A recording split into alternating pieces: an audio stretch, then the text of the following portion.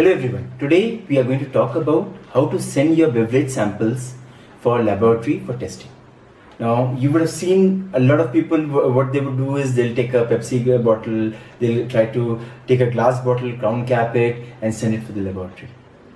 Now bottle is easy, I no doubt about it, but there are a couple of problems with the bottle. There's always a head space in the bottle. Let me just get you a bottle. For example, if you take this bottle and you while you are sending it, you have filled it this much. But after when your laboratory draws a sample, the water level has gone to this much. This much is air. That will start taking out the carbon dioxide. That will start introducing oxygen. The oxygen oxidize and change the properties. So by the time your laboratory reaches to the bottom and all the testing has been done, you would see that the taste would have remarkably changed. In beer, because the carbonation goes away, the taste changes very fast. In case of wine, the oxidation happens. And you would see that open bottle of wine tends to change its color from red to golden to orange. Also, it starts becoming more sour, the pH and acidity goes down. So that means any test that you are conducting on your beverage will go for a toss. So for this, we have launched a product called a bag. Now this is not something remarkable. You'll find this being sold in the West as wine bladders. What people do is they will take this bladder, put it inside a cardboard box like that, and this tap is there. From here they will draw the sample. How we recommend you to use this is that you can use this wine bladder to send samples for your laboratory for testing.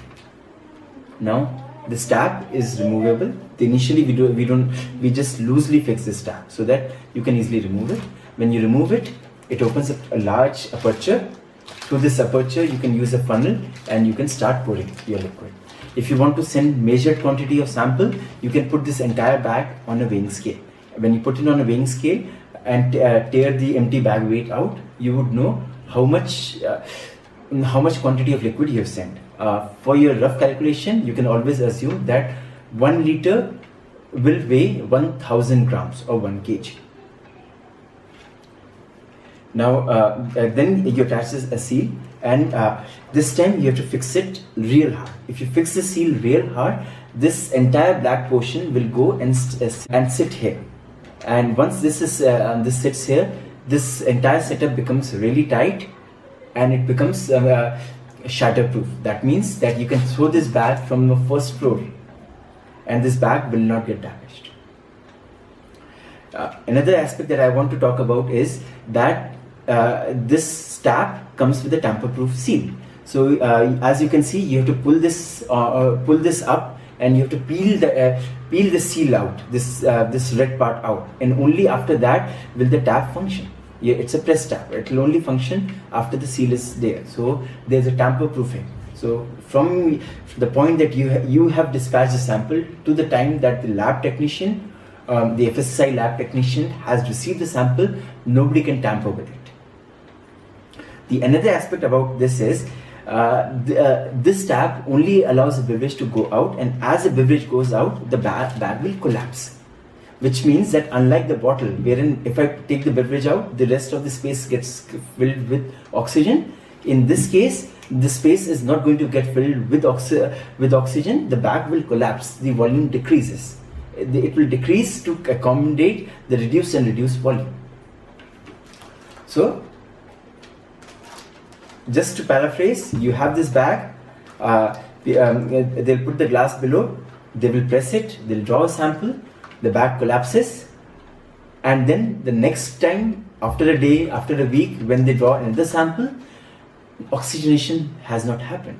The taste, the aroma, everything is exactly the same. So the lab can conduct a second round of test or the third round of test without you having to send multiple bottles. One. The second thing is the glass bottles tend to get shattered. The plastic bottles also, even if you wrap it, if too much pressure is built up, they will get deformed. In this case, the deformation chances are not there. Okay, so you put it, you close the lid. Now comes to the legal aspect. You need to disclose if you are transporting liquid with any carrier. Most of the carriers will recommend you, and I think there's a law also is there, that you cannot send liquids through air, which means speed post is not permissible, air transport or overnight expresses are not there. You'll have to send it via surface. That is one aspect. The second aspect is that you need to protect it from UV radiation. This is one of the reasons why UV radiation direct sunlight. This is the reason why we have gone for a silver opaque bag. This opaque bag gives you some kind of a protection against the direct light, but we'll still recommend you that you wrap it in layers. If you're transporting alcohol, please disclose it on the bag that alcohol is being transported for the laboratory for testing. And there are certain permissions which has to be taken. The courier or the speed post office guys will help you with those permissions.